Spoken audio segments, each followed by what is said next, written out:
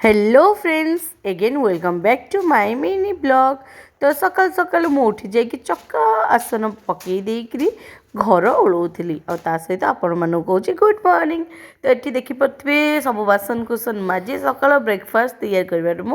व्यस्त थी कौन ना मो ढुंडुल मु भेजिटेबल उपमा टिके बन दूसरी कारण ढुंडुल को उठू उठू भोक लगे तो से तो ये देखो मो परिबा भाजुची परिबा भाजवा केते जल्दी हो गला आमर भेजिटेबल उपमा। तापर सांग मैंने तो आप जानते गाधे पाधे मोर ठाकुर पूजा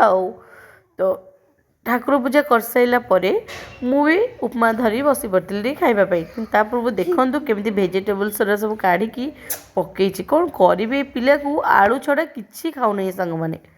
तो छाड़ता कथा कौन कहबी मुझे उपमा खाई पूजा सारिकी आउ उपमा खाई सारा सुखुआ को एमती काटिकी बतुरी देती चोपा छाड़ापी तो चोपा छाड़ा तो धुआ धुई कर परिष्कार लुण हल्दी गोलैकरी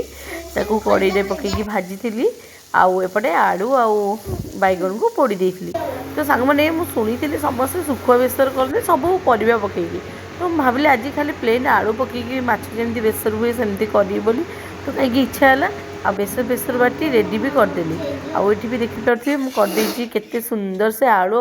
सुखुआ पकईकी बेसर तो करी तो देती केमी लगे जानी बर्तमान बाड़ीकी नवा और देखा खाइबा केमी लगुच। तो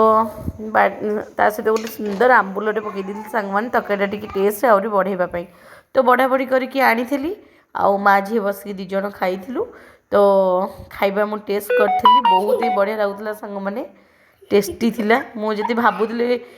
माने खराब लगे कि केमती गोटे अबागिया लगे किंतु आंबुल जेहेतु पड़ता टे भल लगुला तो टेस्टी थिला